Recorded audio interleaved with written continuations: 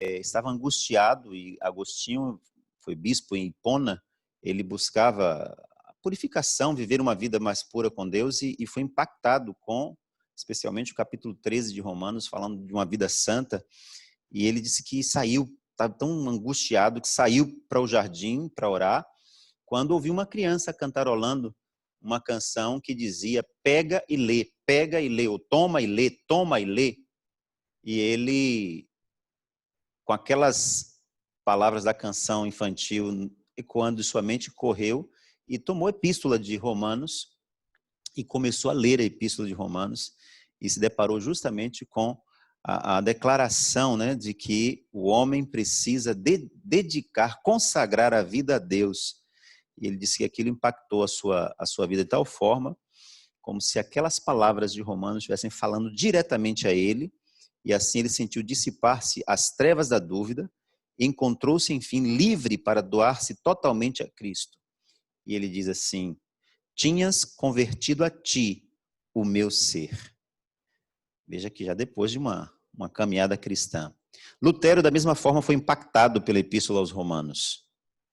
Lutero, no momento mais decisivo de sua vida, descobriu na Epístola aos Romanos a linda e mais importante mensagem da salvação ou da justificação pela fé. Lutero era um homem sincero que buscava servir a Deus com integridade, mas ele, claro, por causa do sistema católico romano, vivia sob o peso, né, das penitências, aquela coisa toda, e quando encontrou especialmente a frase "o justo viverá pela fé", disse que foi libertador para ele. E John Wesley, que foi o grande responsável pelo movimento de reavivamento na Inglaterra, e esse reavivamento alcançou a América também, ele também foi impactado pela carta aos Romanos. Ele conta que em uma certa ocasião estava desanimado e foi a uma igreja, né, anglicana ali da Aldersgate, em Londres, e por volta de 15 para as 9 da manhã, ele chegou ali meio desanimado e inclusive dizia assim: eu vou ser missionário, Senhor, mas eu mesmo preciso de conversão. Como é que eu vou ser missionário aos índios, né, especialmente americanos, e vou dessa forma?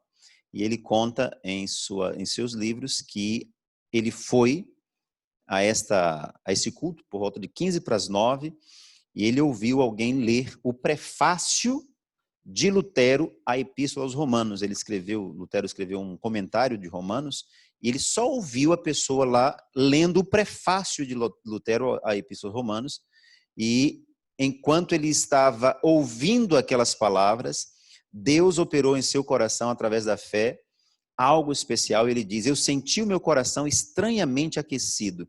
Eu senti que confiava em Cristo, somente em Cristo para a salvação. E uma certeza foi-me dada, que ele havia retirado os meus pecados, mesmo os meus, e me havia salvo da lei do pecado e da morte. Então veja John Wesley impactado pela Epístola aos Romanos. Calvino, também reformador, disse que entre as muitas e notáveis virtudes de Romanos, a epístola possui uma em particular, a qual é suficientemente apreciada, a saber, se porventura conseguirmos atingir a genuína compreensão dessa epístola, teremos aberto uma amplíssima porta de acesso aos mais profundos tesouros das Escrituras. Então veja a importância, né? Mas o que dizer em nosso meio da serva do Senhor? Como que Ellen White se refere à epístola aos Romanos? Olha o que ela diz no livro Atos dos Apóstolos. Em sua epístola aos Romanos, Paulo expôs os grandes princípios do Evangelho. Ele afirmava a sua posição nas questões que estavam agitando as igrejas judaicas e gentílicas e mostrava que as esperanças e promessas que haviam pertencido outrora aos judeus especialmente, eram agora oferecidas também aos gentios. Essa epístola é uma sistematização de toda a doutrina bíblica a respeito da eleição, da escolha de Deus do seu povo, e Paulo agora diz: olha, não somente os judeus são beneficiários dessas promessas, os gentios também. A irmã White continua e diz o restante aqui. Com grande clareza e poder, o apóstolo apresentava a doutrina da justificação pela fé em Cristo. Ele esperava que outras igrejas também pudessem ser ajudadas pela instrução enviada aos cristãos de Roma. Então, quer dizer, não somente a igreja em Roma, mas todas as outras igrejas de sua época, e evidentemente, até nós. Mas quão pouco podia ele prever o vasto alcance da influência de suas palavras. Imaginava, né? O apóstolo não imaginava que essa epístola teria tanta influência, não somente em sua época, mas por todas as demais épocas, né? Pelos séculos seguintes, na vida de muitas pessoas, como essas que eu citei aqui. Uma visão geral da epístola. O doutor Mário Veloso, teólogo nosso, adventista, ele divide a epístola em 8 partes, tá? A introdução, evidentemente. O tema da epístola, ele destaca especialmente o tema da epístola no capítulo 1, 16 e 17, que ele coloca como evangelho, sendo o tema da epístola. O centro do evangelho, uma terceira parte. Depois vem os efeitos da justificação, na parte 4. A segurança do evangelho, que é a santificação, no quinta parte da divisão de Veloso. O evangelho e o povo de Deus, sexta parte. A aplicação prática, porque a Epístola aos Romanos tem uma parte muito prática, muito interessante, e a conclusão. Então, essas são as 8 partes que o pastor Mário Veloso divide a Epístola aos Romanos. Mas eu gosto particularmente desta divisão aqui, que ela é mais concisa, e ela abrange toda a epístola, é do Wisby. É um teólogo que fez um dos mais interessantes comentários expositivos da Bíblia, e nossa semana vai ser mais fundamentada nessa obra. Ele divide a epístola da seguinte forma. Uma introdução, que vai do capítulo 1, verso 1 até o verso 17. Nessa introdução, o apóstolo Paulo se apresenta, e é interessante como Paulo se apresenta nessa epístola. Primeiro, ele apresenta-se como um servo, um escravo. Ele usa uma expressão bem conhecida dos romanos, escravo, doulos, escravo mesmo, escravo, que na sociedade romana não tinha direito a nada. O escravo, infelizmente, uma visão distorcida, evidentemente do plano de Deus, era considerado como um objeto. E Paulo se diz, eu sou esse objeto de Cristo. Eu sou assim, eu me anulei a mim mesmo para ser servo de Cristo. Mas ao mesmo tempo em que ele se apresenta como servo, ele se apresenta como apóstolo. Apóstolo é enviado. Ele se considera apóstolo, ele tem clara certeza de suas credenciais apostólicas, pelo encontro que teve com Jesus na estrada de Damasco. Ele diz, apesar de não ter andado pessoalmente com Jesus, eu vi o Senhor e ele me chamou para o ministério. Então ele se apresenta como apóstolo, ele se apresenta como missionário, que ele diz à igreja em Roma que deseja muito ir visitá-la, como também fez a sua obra em diversos lugares. Então, Paulo ele se apresenta de uma forma diferente nessa epístola da que ele se apresenta nas outras. E é interessante essa introdução, né? Nessa introdução também ele define claramente o que é evangelho para ele. Quando geralmente a gente pergunta, né, e o pastor Luiz Nunes batia na tecla nisso em todas as aulas, eu estudei a matéria de evangelhos com o pastor Luiz Nunes, ele começava a disciplina perguntando para nós, qual é a definição do evangelho? Aí a maioria de nós sempre dizia, né, são as boas novas. Ele dizia, não, animal, o evangelho é o poder de Deus para a salvação. Ele usava a declaração de Paulo, né? Que Paulo disse que o evangelho é o poder de Deus para a salvação. Primeiro dos judeus e também dos gentios, né? É o poder de Deus. Boas novas faz parte, mas o poder de Deus manifestado no evangelho. Então, tudo dessa introdução de Paulo. E aí o Wisby, ele divide a epístola assim, ó. Temática. Primeiro, Paulo começa a tratar do pecado, que vai do capítulo 1:18 até o capítulo 3:20. E é o tema que a gente vai tratar agora. Depois ele fala da salvação, a declaração da justiça. O pecado aponta a necessidade da justiça. Salvação, a declaração da justiça, que vai do capítulo 3:21 até o 5:21. Depois ele fala da santificação, onde Paulo faz a defesa da justiça, capítulos 6, 7 e 8.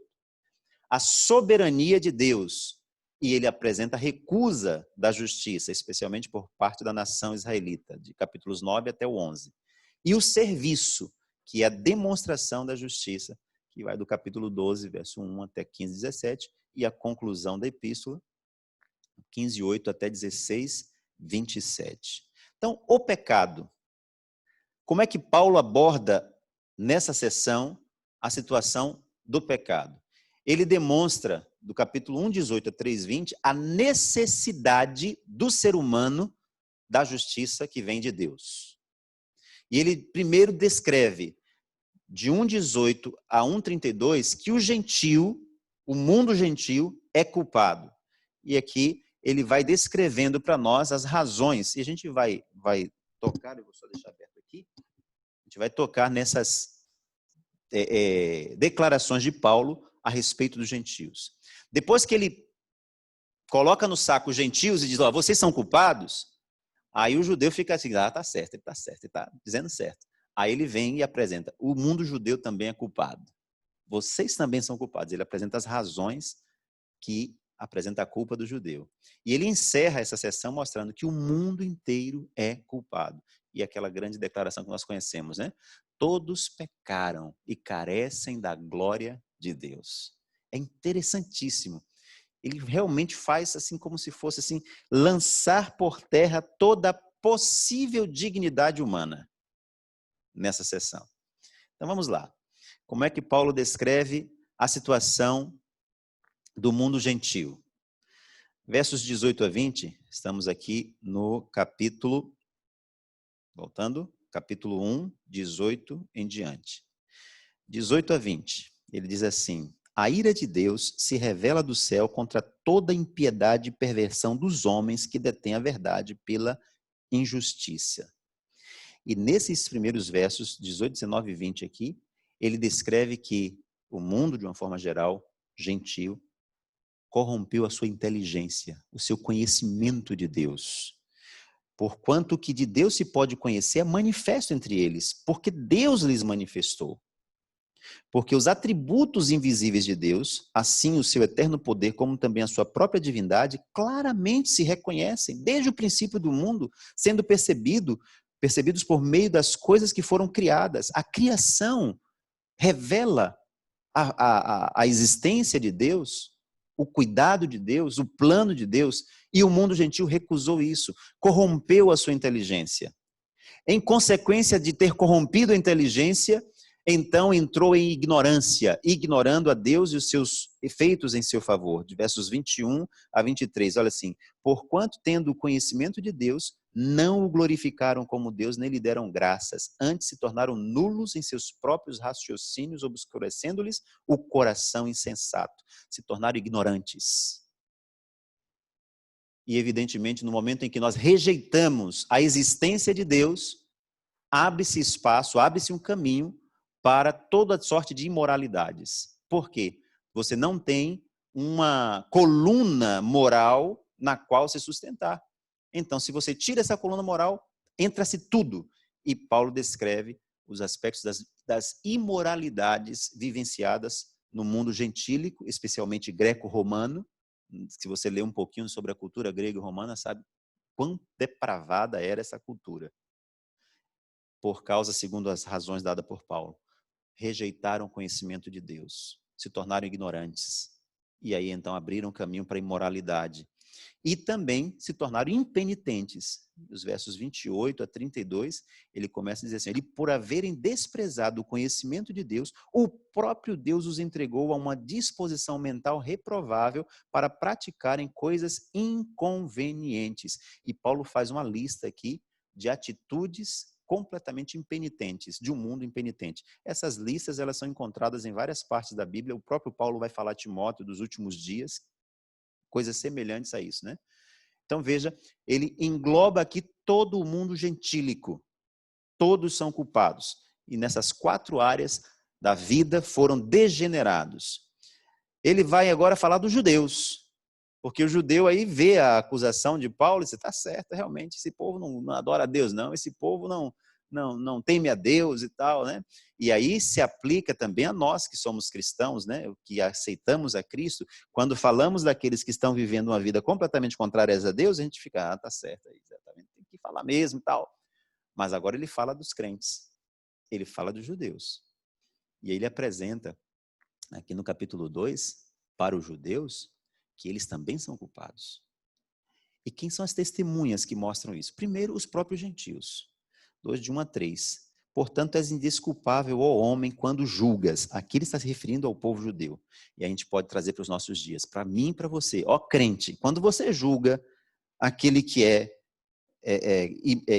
gentil, não crê em Deus, você é indesculpável. Quer que sejas, quem quer que sejas, quando você julga, né? No que julgas a outros, a ti mesmo te condenas, pois praticas as próprias coisas que condenas.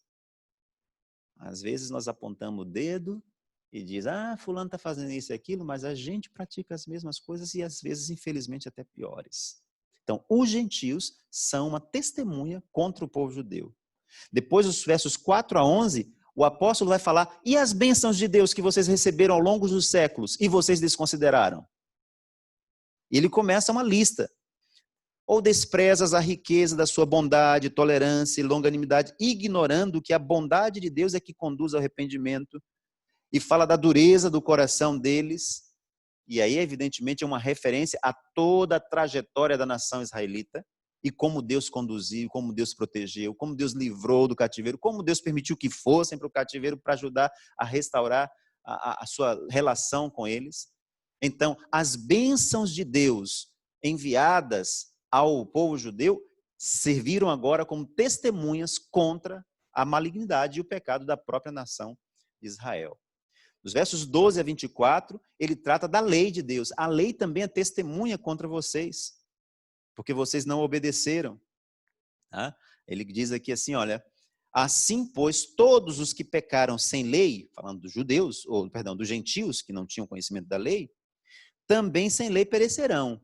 E todos os que com a lei pecaram mediante lei serão julgados. Agora eu estou falando para você que conhece a lei, para você que conhece os 10 mandamentos, para você que conhece sobre o sábado.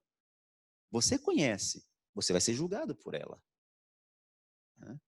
E aí ele termina falando da circuncisão nessa sessão, como sendo também uma testemunha contra a nação de Israel e contra nós, né? Aí no caso, para nós, a circuncisão foi substituída pelo batismo, uma expressão física, externa da nossa aliança com Deus.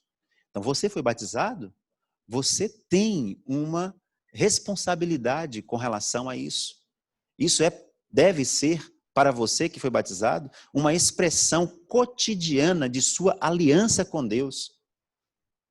E eu recordo aqui uma situação muito vexatória que eu vivi em um dos distritos que passei, quando um casal me pediu para ir fazer uma visita para conversar com o filho, que estava saindo da adolescência, entrando na juventude, se envolvendo com festas e com essas coisas todas. E aí eles queriam, né, que eu fosse lá, desse uns conselhos e tal, para o menino se voltar para as coisas da igreja e tal. E eu fui, mas não conhecia toda a história, né? Sempre a gente não dizem, né, toda a história para a gente. E chegando lá, comecei a conversar com o rapaz gente boa. Eu já o tinha visto na igreja várias vezes. E comecei a conversar e tal. Em certo momento, eu comecei a dizer, mas rapaz, você é um jovem cristão, adventista sétimo dia. Você não pode estar envolvido com essas coisas. Comecei a aconselhar ele, pera lá, pastor. Quem disse o senhor que eu sou adventista? Nós sabemos que você é adventista. Não. Eu nunca fui batizado. E não. E por que não? Na época que eu queria, meus pais não deixaram, porque era muito novo, que era muito pequeno e tal. E aí depois passou e eu já falei aqui para meus pais, eles ficam pegando no meu pé, mas eu não sou adventista. O que é que eu ia dizer agora? O que é que eu ia dizer? Então, a gente às vezes não leva em consideração a importância do batismo. Paulo coloca aqui para os judeus a circuncisão, esse sinal externo que mostrava a aliança que foi feita com Deus. É importantíssimo isso aqui. Me quebrou, o rapaz me quebrou os argumentos, eu depois tive que conversar com os pais, mas como é que eu faço? Né? Então, a aliança feita com Deus entre a nação de Israel e o próprio Deus, representada na circuncisão, se torna uma testemunha contra o povo judeu como sendo culpados. E aí Paulo vai chegar ao ser humano todo ser humano. Todo ser interior do homem está sob o controle do pecado. ele começa a falar aqui no capítulo 3, verso 13, dizendo o seguinte: a garganta deles é sepulcro aberto, com a língua urdem engano, veneno de víbora está nos seus lábios. A fala, o que falamos como seres humanos à vista do Deus Santo e Poderoso, está contaminado. Nossa garganta, nossa língua, nossos lábios, nossa boca. Verso 14. A boca eles a têm cheia de maldição e de amargura. Está contaminado. Versos 15 e 16. Os pés. Seus pés são velozes para derramar sangue. Nos seus caminhos há destruição e miséria. O que é o homem sem Deus? O que é o homem que não teme ao Senhor? O que é o ser humano distante de Deus? A mente, verso 17, desconhece o caminho da paz. É atormentada porque não tem a verdadeira paz. Verso 18, os seus olhos, não há temor diante de Deus, não há temor de Deus diante de seus olhos. O ser inteiro está contaminado e culpado à vista do Deus Santo. E é por causa dessa situação que o capítulo 7, que a gente vai chegar ali, é terrível quando Paulo diz, miserável homem que sou. Que ele vai falar da luta, né, das duas naturezas. É muito especial. Bom, nós terminamos aqui essa parte de hoje, né, deixando essa situação, esse quadro deplorável de toda a humanidade. E olha o que diz ainda a serva do Senhor no livro Atos dos Apóstolos. Através dos séculos, a grande verdade da justificação pela fé tem permanecido como poderoso farol a guiar os pecadores arrependidos ao caminho da vida. Foi esta luz que dissipou as trevas que envolviam a mente de Lutero e revelou-lhe o poder do sangue de Cristo para purificar do pecado.